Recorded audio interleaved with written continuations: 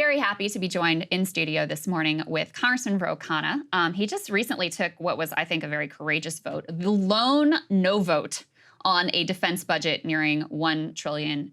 Great to see you, sir. Great to be on the new set. Love the new set. Thank you. Welcome, one of our first guests on here. So very glad to have you. So tell us about this defense vote and how you end up being the only lone vote against it when you have a lot of Democrats who talk about we got to cut the defense budget. You got a lot of Republicans now who at least mouth the words like we got to cut the defense budget. So how does it come down to just you? It was shocking to me. I mean, you have 60 Minutes doing a whole expose about how taxpayers are getting fleeced. Defense contractors are jacking up prices 1,000%, 5,000%, 10,000%, $400 billion of procurement that is unaccountable, where the money is going not to our troops, but in the pockets of these defense lobbyists. And we're approaching $1 trillion defense budget that is 56% of all of our federal budget. You can't talk about deficits and not talk about defense.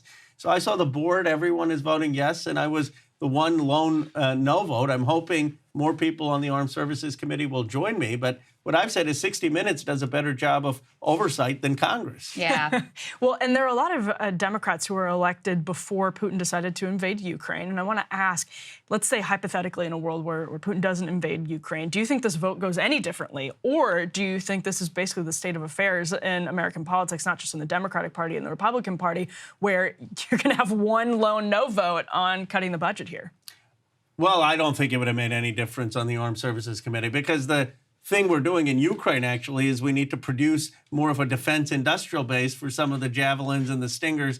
And that's another thing. I had an amendment in the bill to say, do we actually make any of this in America, or how much do we make overseas? The Pentagon literally does not know of the $1 trillion, how much of it's being spent in manufacturing in the United States and how much we're getting from overseas. And so what we should be doing is building our defense industrial base, But what we are doing instead is lining the pockets of defense contractors on things like the F-35, which have had cost overruns. We've got a B-21 Air Force plane that is far more sophisticated, yet we're still funding the B-1, which it isn't as good as the B-21. I mean, you can just go line by line, and you can point to things that are duplicative, things that are not necessary. We've got over almost 800 bases overseas that were designed at the time of the Cold War. And we have new threats now, new challenges, and it's never been updated. Yeah. So, I mean, I think everybody can see the logic of that.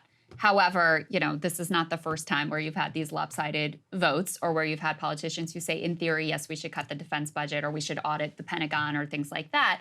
But in reality, they never actually vote in that direction or put any pressure in that direction. Is it because of the money involved in terms of, the campaign contributions? Is it because there are so many jobs from these programs that are spread out across the country? Like, why is this such a difficult nut to crack?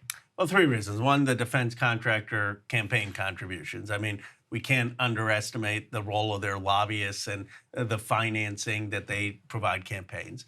Two, just look at my Twitter feed. You get attacked as weak on national security. Do you not want to stand up to China and Russia? Of course, I'm strong on national security. I actually want to be investing in the things that are going to make us safe, in AI, in naval superiority, in the modern technology, and having a defense industrial base, as opposed to the legacy industry that isn't a modern national security strategy. And third, there is this concern with jobs. But you know what? If you really wanted to have jobs, there are many better ways of creating these jobs. I mean, build a defense industrial base in these communities instead of the overseas bases. Put a steel plant. I was just in Johnstown, Pennsylvania. Let's build modern steel, which is going to be necessary. Let's have all defense production and key components being done in the United States. I think people will honestly be shocked to find out that that's not already the case. Yeah, it is. It's not the case. I mean, it's not only not the case that we aren't making our defense equipment in the United States. We don't know. The Pentagon can't tell you which country they're getting what from. And my amendment just says let's at least track it. But you want to create jobs, just do that as a baseline. Say, make the things in the United States. Well, and that's what's incredibly frustrating, because the argument actually that cutting and having a more precise and targeted budget would make us much more powerful, I think is clearly superior to the argument that we should just be throwing money in every direction and seeing what happens. But it never seems to win out. And I want to throw that to you as a question with the context that you know better than anyone else, of particularly the politics and the dynamics of being on a committee like Armed Services and what that means for what your colleagues' different motivations are when it comes to taking these votes. Well, again, I think the biggest fear is this week on national security, that you're going to be attacked in that way. And you talk to the actual generals, and they'll say it's not how much you spend, it's how you spend it.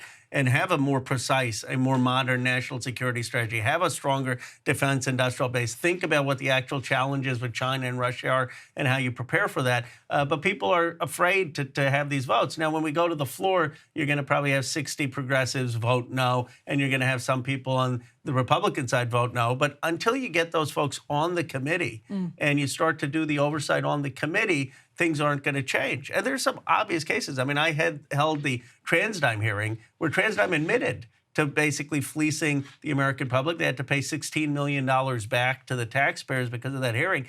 I mean, this is case after case after case. We're not doing the work. But leadership doesn't want to put those people on the committee. Well, it's both. Some of those folks don't want to be on the committee because they don't want to be part of it. And sometimes, so we need more of them to actually be on the committee. And sometimes it's leadership that doesn't want to have these things be contentious. But here's the point, that in the country, the vast majority of people know that we've got a bloated defense budget. Oh, yeah. This is not an unpopular position. They know we're spending way too much on overseas bases that should be spent here. They know that we should be making these things in the United States and not have a supply chain that is offshoring jobs. So this could be a popular position. Yeah, and you do see, as I mentioned, some Republicans who have rhetorically embraced the theoretical idea of cutting the defense budget. Now, usually they're like, we got to take out the wokeness or whatever. That's kind of the direction that they go with it. But you saw during the debt ceiling fight, originally when McCarthy became speaker, there were some Republicans who were like, part of the deal is going to be we're going to cut the defense budget. And then when it actually comes down to it, not only did they not cut, they actually increase funding. So what do you make of some of the new Republican rhetoric on this? I think you're someone who, to your credit, has worked with Republicans where you can, where there's good faith agreement. I think you've been very effective at that. So do you think that there are some partners on the Republican side to get serious about tracking the funding, auditing the Pentagon, and ultimately bringing down the numbers? I do. I think there are Republicans who are concerned of the last 20 years of endless wars and who think that money would have been better spent on building our manufacturing base, our infrastructure, and our working class, and who are willing to take a look at the top line of the defense number and see if what could be cut and what are the overseas bases that aren't serving our purpose anymore, and investing that in our communities instead. Why are defense contractors fleecing the American public? Why are we offshoring some of these jobs? You can have that conversation with some of the Republicans, and my hope is over the next few years it shows up then in the committee votes. You know, it's interesting because the point you're making about manufacturing parts in the United States, obviously that was a huge part of the CHIPS Act, and as threats seem to be increasing towards Taiwan, a reason that that's such a top-level priority for the United States is because we weren't making chips here and because we won't have the ability to do that for a long time. So how large is the specter of China looming over your colleagues? And to what extent is it also just sort of a cope or an excuse to say, well, we can't cut the funding now. There's never a good time to cut Pentagon funding when it comes down to it. It seems like China is the reason right now. Well, look, China is a real threat in the Taiwan Straits. I mean, I'm not saying dismiss it, but what do we need to do? We need to provide Taiwan with some of the weapons to have deterrence. To do that, we don't have enough of a defense industrial base because those weapons are being sent to Ukraine. Yes. So fine, if there was a provision to increase the defense industrial base, I'd support it. Does that mean we need the next B-1 bomber when we already have the B-21 bomber? No. Does that mean we need more F-35s? No. Does it mean we may need more naval superiority, naval submarines? Yes. So let's have the full context. Now, here's why we don't have 100% production in the United States or even attempt to do that. because the defense contractors say, oh, well, if we do it all in the United States, then the Europeans and others won't buy our weapons. I don't believe that. I believe that they're still going to buy the most innovative, the best military if we're making it here. And it's going, but these talking points, you get these talking points by defense contractors, and they defeat Donald Norcross in New Jersey, had an amendment, let's move to 100% production here, and they didn't pass the Senate. So these defense contractors have a huge sway on this politics. And I don't think the American people know exactly what's going on. I see it as a true failure of democracy, because I think if you pulled something like that, like our defense production should be made in America, that would be like 90%. Yeah. It would only be defense contractors, basically, that would say, no, we should keep it overseas. We like it the way it is. Congressman, I wanted to ask you about another issue that you've been vocal on, which is the restarting of student loan payments, and also, the issue of student loan debt in general. We're expecting probably today, this ruling from the Supreme Court on President Biden's executive order to cancel $10,000 in student debt. Could you just talk big picture about the issue of student debt, why this is something you have focused on, and what an impact it has on the U.S. economy? Well, I had to take out about $150,000 of student debt when I was finishing my education. And I've done well in life and have been fortunate, but there were times in my 20s where I had to be on a forbearance, where I couldn't make the monthly payment, and you just saw the debt keep piling up. And anyone who's had student debt knows that there's the debt you take, and then there's the amount you end up repaying with interest, and it's far more. This is crushing young people. They can't start families. They can't buy a house. They can't start a business. And no other country in the world makes you go into this kind of debt just to get an education, just to get, whether it's vocational education, whether it's community college, whether it's an advanced degree. And so, in my view, we have to have public college be free, but at the very least, we should be forgiving this debt for working class and middle class families. Here's the point. The president promised that, and people relied on that. He said, okay, $20,000 of your debt is going to be forgiven. Now, people said, okay, I'm going to plan for that. I'm going to rely on the president's commitment. We have to live up to that commitment. And so if this is struck down, at the very least, we need to pause any repayments until we make good on the debt. And we need to look at other authority that the president can use to forgive the debt. And I was just going to ask a follow-up on that last part of the question. How likely do you think it is that the Biden administration starts to explore some of these creative, maybe I would say legally creative solutions to forgiving student debt on an immediate basis, where it's not so staggered and uncertain for so many people who have these loans out?